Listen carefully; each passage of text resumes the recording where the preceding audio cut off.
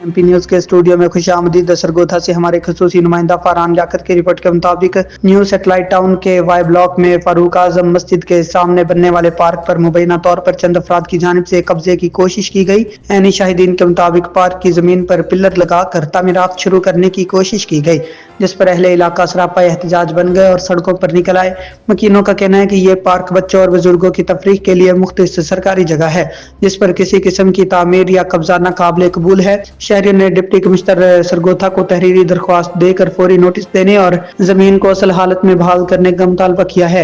اہل علاقہ نے واضح کیا ہے کہ اگر فوری کارروائی نہ کی گئی تو سبزہ زار اور عوامی سہولت ہمیشہ کے لیے ختم ہو سکتی ہے. انتظامیہ کی جانب سے تاحال کوئی موقف سامنے نہیں آیا، تاہم شہریوں نے اعلان کیا ہے کہ وہ اپنے حق کے لیے ہر قانونی فورم پر آواز بلند کریں گے. فی الوقت اتنا ہی. مزید نیوز کے لیے دیکھتے رہیں TMP نیوز. اللہ حافظ.